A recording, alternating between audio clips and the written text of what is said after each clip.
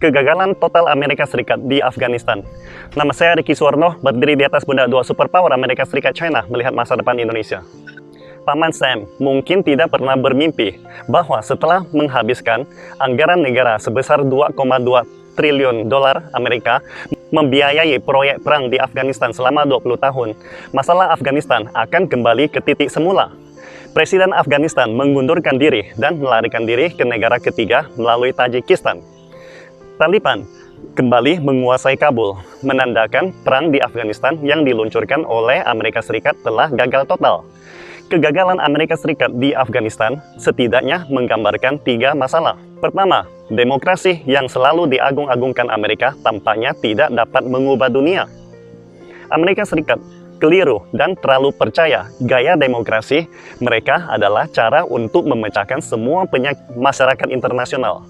Menurutnya, dengan pembentukan sistem demokratis di Afghanistan, pasti dapat memecahkan masalah terorisme internasional. Tetapi Amerika mungkin tidak pernah memahami bahwa sistem demokrasi Barat hanyalah susunan struktural, dan itu mungkin bukan kekuatan pendorong untuk kelangsungan hidup atau kemakmuran suatu negara. Padahal, yang perlu diselesaikan Afghanistan adalah masalah agama, konflik etnis, kemiskinan, dan keterbelakangan. Misalnya, etnis Pashtun mendominasi setengah dari penduduk Afghanistan. Masyarakat kesukuan adalah bentuk sosial dasar. Dan inilah yang menjadi dasar opini publik tentang keberadaan Taliban. Bentuk pemerintahan Barat mungkin tidak sesuai untuk rakyat Afghanistan.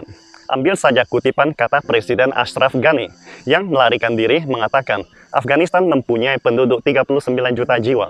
Hanya ada 9,4 juta pemilih yang terdaftar, di mana kurang dari 2 juta orang berpartisipasi dalam pemungutan suara. Orang-orang yang mendukung Presiden Ashraf Ghani akan voting ke Presiden Ghani, sedangkan mereka yang mendukung kandidat lain seperti Abdullah tentu akan memilih Abdullah.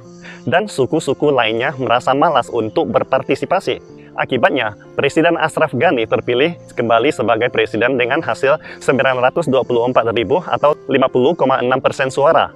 Jadi, pertanyaannya, seberapa representatif pemilu semacam itu? Ketika sebuah rezim tidak memiliki pengakuan luas dengan masyarakat yang tidak stabil, rezim ini ditakdirkan untuk tidak berlangsung lama.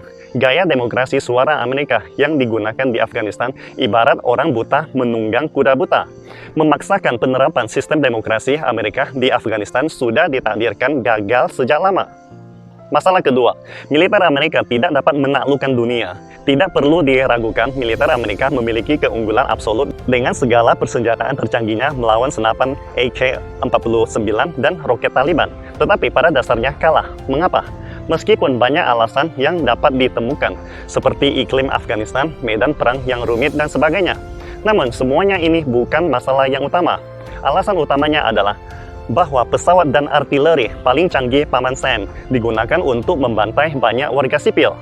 Menurut statistik dari Universitas Boston, Amerika Serikat, perang 20 tahun di Afghanistan telah mengakibatkan kematian sebesar 241.000 nyawa, 71.000 diantaranya adalah warga sipil Afghanistan. Menurut statistik Akademi Universitas Kabul, perang di Afghanistan menyebabkan rata-rata kematian sekitar 250 korban setiap hari. Winning the hearts and minds of the people, win the world. Mereka yang memenangkan hati rakyat akan memenangkan dunia. Tentara Barat yang membantai rakyat Afghanistan setiap hari, dapatkah rakyat Afghanistan mentolerir keberadaannya? Pasukan Amerika akhirnya ditarik mundur dari Afghanistan, dan Presiden Biden segera mengirim 5.000 tentara untuk menutupinya. Ketika pasukan penjajah takut pada rakyat negara ini, mereka pada akhirnya ditakdirkan untuk gagal. Masalah ketiga, dolar Amerika tidak dapat ditukar dengan dunia yang damai. Menurut perkiraan dari Brown University, sebuah universitas riset Ivy League swasta di Rhode Island, Amerika Serikat, biaya peperangan yang dihabiskan Paman Sam dari tahun 2001 hingga April 2021 sekitar 2,2 triliun dolar.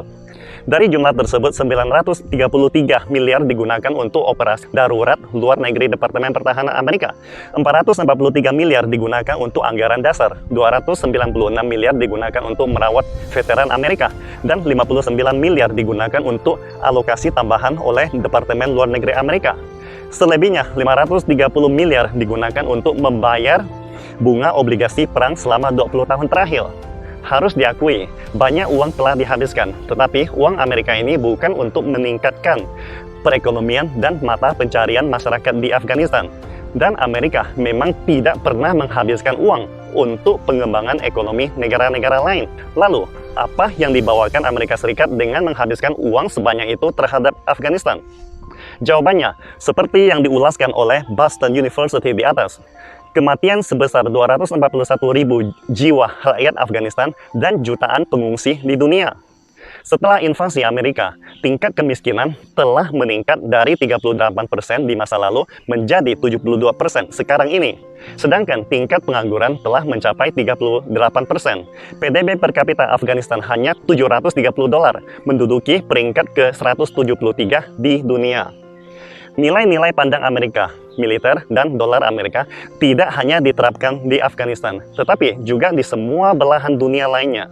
Afghanistan, negara yang dianggap paling mudah untuk berhasil. Namun, setelah 20 tahun kemudian gagal total. Apakah masih bisa berhasil di tempat lain? Pastikan Anda subscribe dan follow akun ini supaya senantiasa mendapatkan info terbaru tentang teknologi terkini AI berkaitan. Salam Indonesia Maju!